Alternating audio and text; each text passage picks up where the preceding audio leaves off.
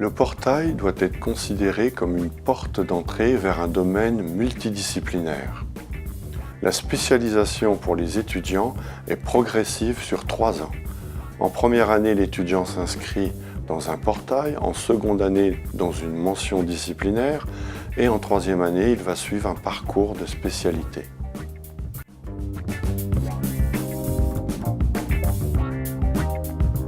Les jeunes lycéens devront mentionner le vœu portail PCGS-UR1. Enfin, pour les personnes avec une grande capacité de travail, l'Université de Rennes 1 propose des parcours sélectifs PCGS-Défi, puis PCGS-CUPGE.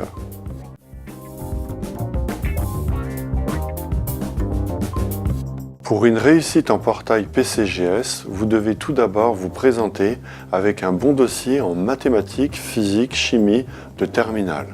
Vous devez aussi être intéressé par le monde scientifique qui vous entoure et vous devez apprendre à développer vos compétences en informatique et en anglais.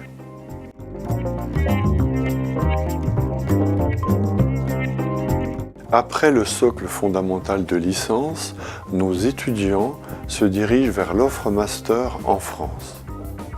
Vers des masters de sciences physiques, de sciences chimiques, de photonique, de sciences des matériaux, de sciences pour ingénieurs en mécanique.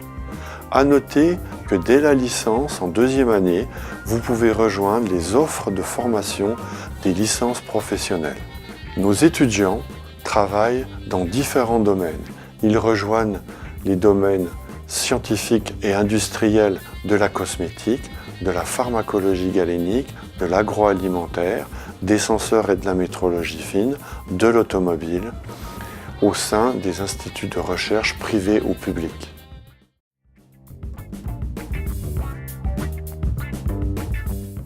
Donc moi je suis originaire de Vannes et donc je suis venu à l'université avec pour but de faire de la chimie.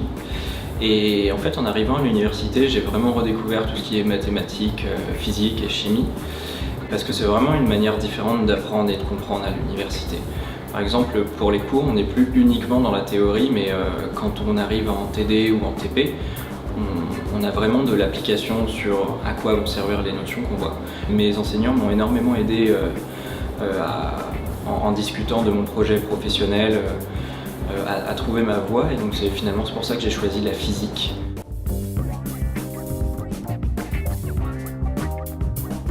On acquiert vraiment une grande liberté quand on arrive à l'université, d'une part parce qu'on déménage souvent, mais aussi parce que en arrivant à l'université, on a vraiment beaucoup de liberté qui s'offre à nous. C'est un peu à double tranchant dans le sens où, d'une part, on a vraiment envie de profiter, mais en même temps, il faut faire attention parce qu'on a les cours qui sont plus importants, etc. D'autant que le premier semestre est vraiment très déterminant et ça, c'est vraiment la chose qui surprend quand on arrive parce qu'on ne s'attend pas à devoir être dedans tout de suite, alors que c'est vraiment le cas.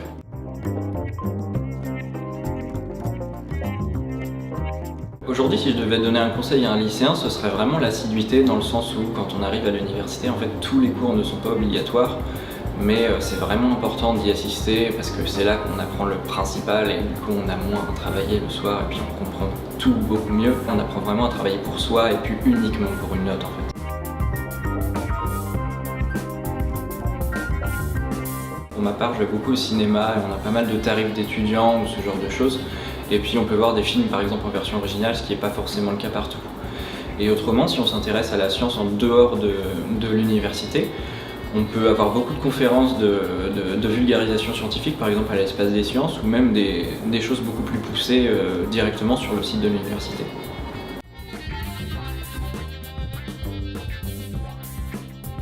L'année prochaine, je vais déjà finir ma licence de physique. Et ensuite, je pense faire un master dans des domaines un peu plus pointus comme la mécanique quantique ou la physique des particules ou même l'astrophysique. Donc ça, c'est vraiment des domaines qu'on découvre à la fac et c'est tout autant des domaines qu'on peut étudier à l'étranger parce que sous couvert de l'université, on peut très bien aller dans d'autres pays, que ce soit de l'Europe, donc on nous a cité par exemple l'Islande, la Finlande, ce genre de choses, ou même on peut aller au Canada ou au Japon.